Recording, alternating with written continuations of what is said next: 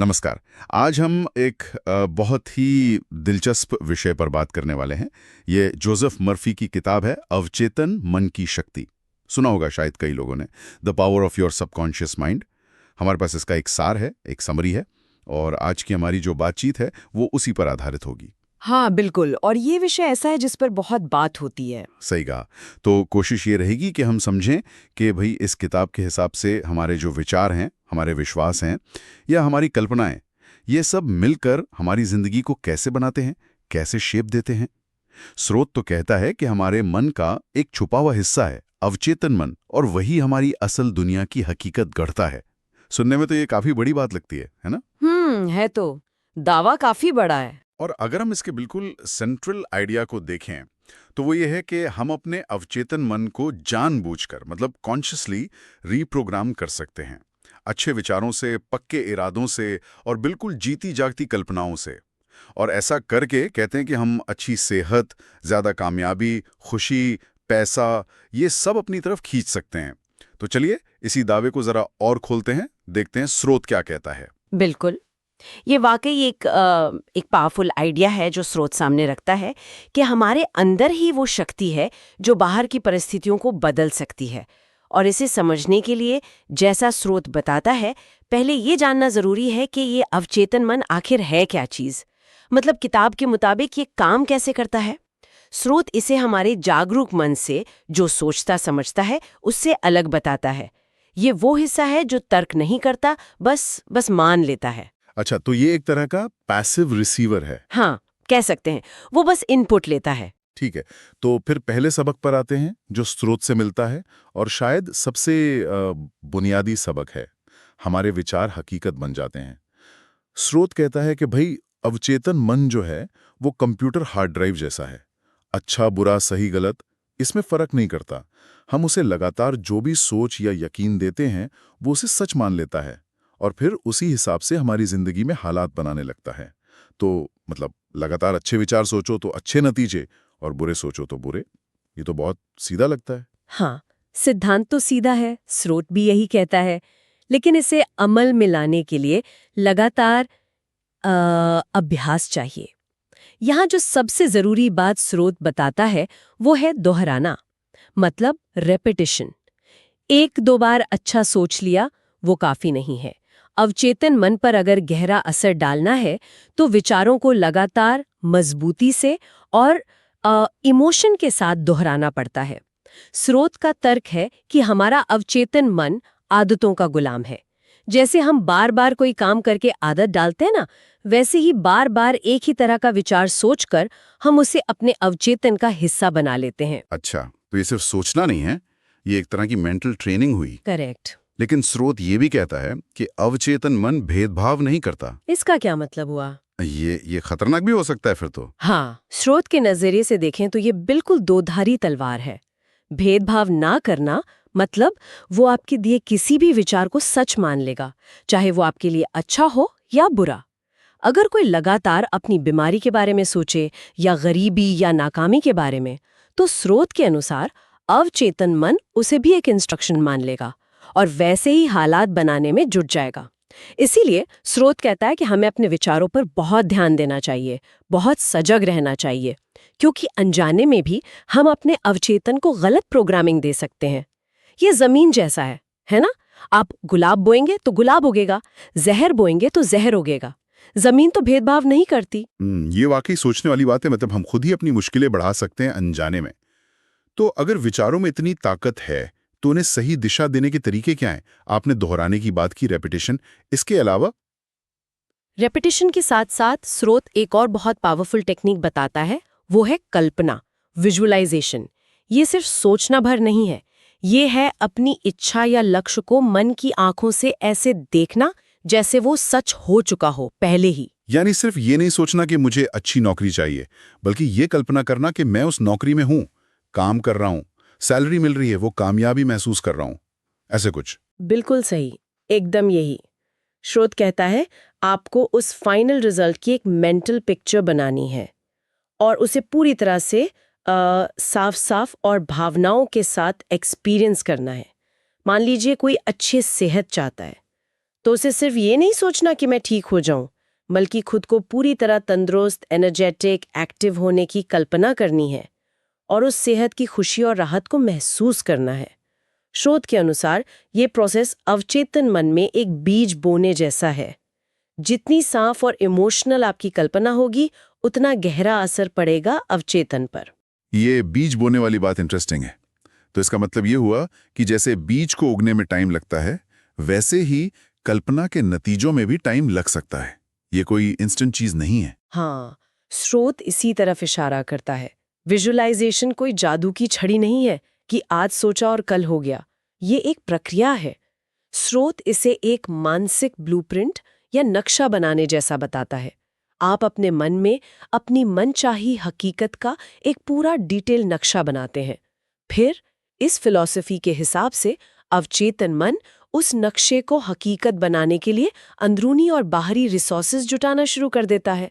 इसमें समय लग सकता है बिल्कुल, और इसके लिए धैर्य और विश्वास चाहिए, ठीक वैसे ही जैसे बीज बोने के बाद किसान को धैर्य रखना पड़ता है। और क्या इसमें कोई खास तरीका बताया है स्रोत ने कि कल्पना कैसे करें? क्या बस दिन में सपने देखना काफी है? नहीं, स्रोत इसे पासिव डे ड्रीमिंग से अलग बताता है। ये एक कॉन्शियस फोकस्ड प्रैक्टिस है। स्रोत अक्सर सलाह देता है कि इसे शांत मन से किया जाए, शायद सोने से ठीक पहले या सुबह उठने के फौरन बाद, जब हमारा कॉन्शियस माइंड थोड़ा शांत होता है और अवचेतन मन ज्यादा रिसेप्टिव होता है।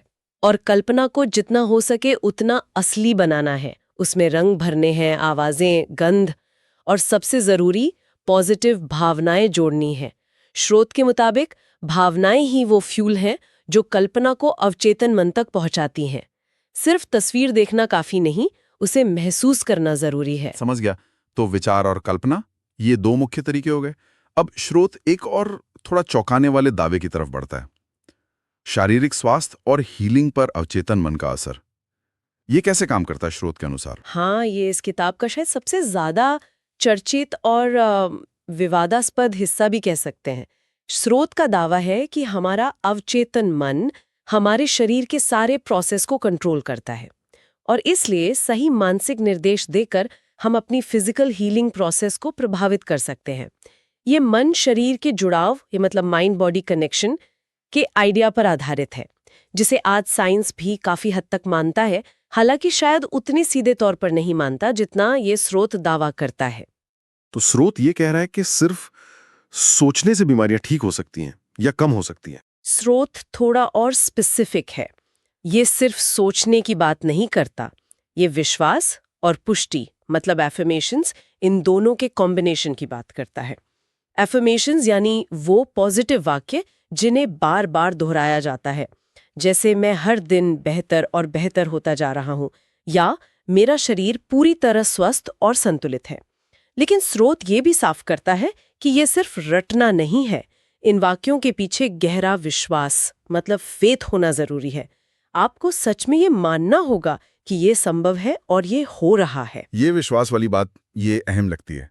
क्या स्रोत ये बताता है कि ये विश्वास कैसे पैदा करें? खासकर अगर कोई सच में बीमार है, तकलीफ में है, तब तो मुश्किल होगा ना? भाव देता है कि विश्वास धीरे धीरे बढ़ाया जा सकता है। ये अपने अवचेतन मन की शक्ति पर भरोसा करने से शुरू होता है। स्रोत कहता है कि जैसे नेगेटिव विचार बीमारी ला सकते हैं या बढ़ा सकते हैं, वैसे ही पॉजिटिव लाइफ गिविंग विचार हीलिंग को प्रमोट कर सकते हैं। ये एक तरह से अपने शरीर की जो नेचुरल हीलिंग एबिलिटी है उस पर भरोसा करना है और उसे पॉजिटिव मेंटल एनर्जी से सपोर्ट देना है। देखिए, स्रोत ये नहीं कहता कि आप डॉक्टर के पास जाना छोड़ दें या इलाज बंद कर दें, बल्कि ये सुझाव देता है कि मानसिक उपचार उसके साथ मिलकर काम कर सकता है, शायद रिकवरी को तेज कर सकता है या बेहतर बना सकता है। यहाँ विश्वास का मतलब अंधविश्वास नहीं है, बल्कि एक गहरी अंदरूनी कन्विक्शन है कि सुधार संभव है। ये एक दिलचस्प पर्सपेक्टिव है, भले ही कुछ लोगों को ये थोड़ा एक्सट्रीम लगे। अच्छा, अब डर के बारे में बात करते हैं। डर तो हम सबकी जिंदगी का हिस्सा है। स्रोत इससे निपटने के लिए क्या कहता है? स्रोत डर को एक बहुत ही खास तरीके से देखता है। ये कहता है कि डर असल में असफलता की एक मानसिक छवि है, अ मेंटल इमेज ऑफ फेलियर। जब हम किसी चीज से डरते हैं नौकरी जाने का डर, बीमार होने का डर, लोगों के सामने बोलने का डर। हम असल में अपने मन में उस बुरे नतीजे की तस्वीर बना रहे होते हैं और उसे महसूस कर रहे होते हैं। और जैसा हमने पहले बात की, अवचेतन मन इन मानसिक छवियों को इंस्ट्रक्शन मान लेता है। तो स्रोत के हिसाब से डरना मतलब अनजाने में उसी चीज को अपनी तरफ खींचना जिससे हम डर रहे हैं। ओह हाँ, स्रोत का तर्क यही है। डर एक तरह की नेगेटिव प्रेयर बन जाता है या नेगेटिव विजुअलाइजेशन। तो इसका हल क्या है? स्रोत कहता है कि डर की उस मानसिक छवि को जानबूझकर उसकी उल्टी छवि से बदलना होगा, यानी आत्मविश्वास, हिम्मत और कामयाबी की मानसिक छवि से। अगर किसी को इंटरव्यू से डर लगता है तो उसे बार बार अपनी नाकामी सोचने के बजाय खुद को कॉन्फिडेंस से जवाब देते हुए कामयाब होते हुए कल्पना करनी चाहिए और उस कामयाबी की फीलिंग को महसूस करना चाहिए। सुनने में तो ये लॉजिकल लगता है, लेकिन डर अक्सर बहुत गहरा होता है, इर्रेशनल होता है। क्या स्रोत बताता है कि इस रिप्लेसमेंट को, इस बदलाव को असरदार कैसे बनाएं? स्रोत यहाँ फिर से दोहराने और विश्वास की भूमिका पर जोर देता है।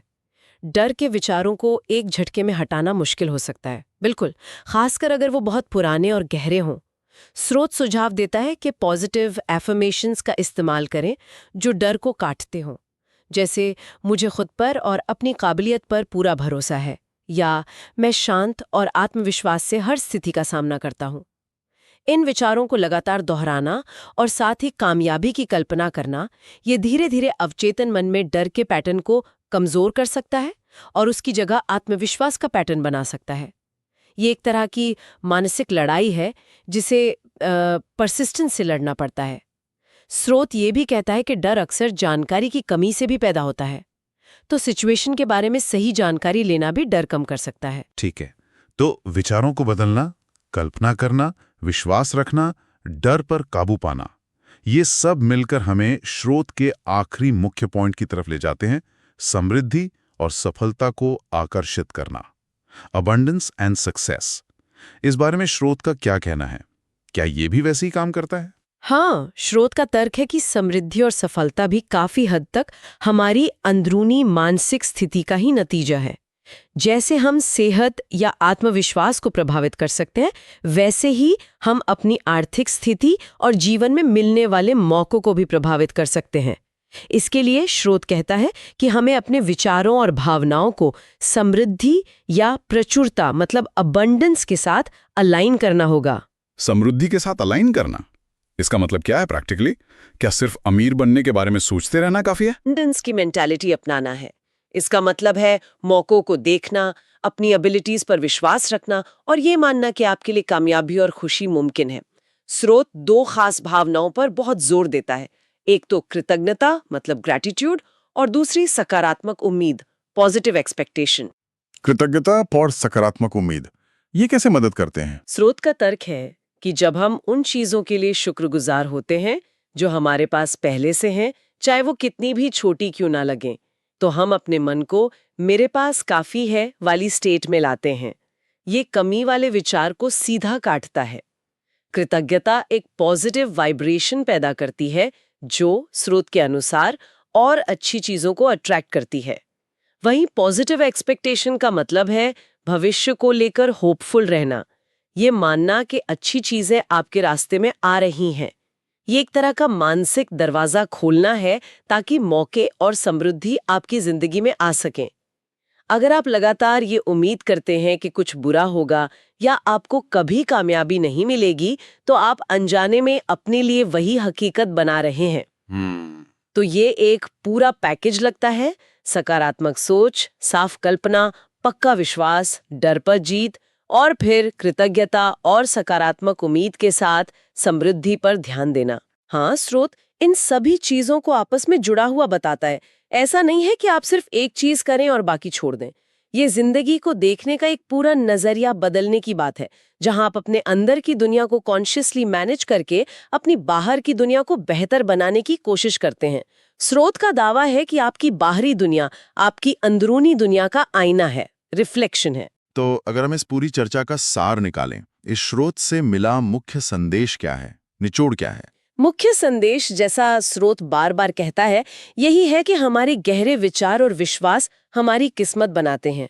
हम सिर्फ बाहरी हालात के शिकार नहीं हैं, बल्कि अपने मेंटल एटीट्यूड से उन्हें एक्टिव रूप से प्रभावित कर सकते हैं। स्रोत का दावा है कि अवचेतन मन एक बहुत शक्तिशाली टूल है और अगर हम इसे सही तरीके से इस्तेमाल करना सीख लें, मतलब पॉजिटिव विचारों, साफ कल्पनाओं, पक्के विश्वास और पॉजिटिव भावनाओं से इसे लगातार भरते रहें, तो हम अपनी जिंदगी के लगभग हर पहलू में अनबिलीवेबल सुधार ला सकते हैं। और शायद योसेफ मर्फी का वो मशहूर कोट जो स्रोत में भी है, इस बात को सबसे अच्छे से कहता है, अपने विचार बदलें और आप अपना भाग्य बदल देंगे। ये एक लाइन इस पूरे दर्शन का सार है, जैसा कि इस स्रोत ने बताया है। बिल्कुल, ये एक बहुत सीधी और पावरफुल स्टेटमेंट है जो इस पूरी सोच को समेट लेती है। ये इंसान को अपनी जिंदगी की जिम्मेदारी लेने और उसे बेहतर बनाने के लिए उकसाती है, ये मानते हुए कि असली ताकत बाहर नहीं, अंदर है। तो ये थी जोसेफ मर्फी की किताब अवचेतन मन की शक्ति के सार पर आधारित हमारी आज की विस्तृत चर्चा।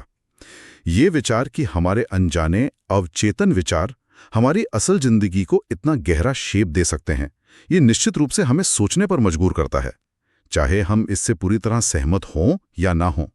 ये अपने आप में एक पावरफुल विचार है। हाँ, और ये एक महत्वपूर्ण सवाल भी खड़ा करता है जिस पर श्रोता शायद सोचना चाहें। अगर हम एक पल के लिए मान लें कि स्रोत का ये दावा सही है कि अवचेतन मन वाकई इतना शक्तिशाली है, तो सोचिए कि हमारे दिन प्रतिदिन के वो छोटे छोटे अनजाने, शायद नेगेटिव या खुद को रोकने वाले विचार, जिनके बारे में हम कॉन्शियसली सोचते भी नहीं, वो हमारी जिंदगी, हमारे रिश्ते, हमारी सेहत, हमारी कामयाबी को किस हद तक अनजाने में ही पर्दे के पीछे से कंट्रोल कर रहे होंगे। इस पॉसिबिलिटी पर गहराई से सोचने के लिए बहुत कुछ है।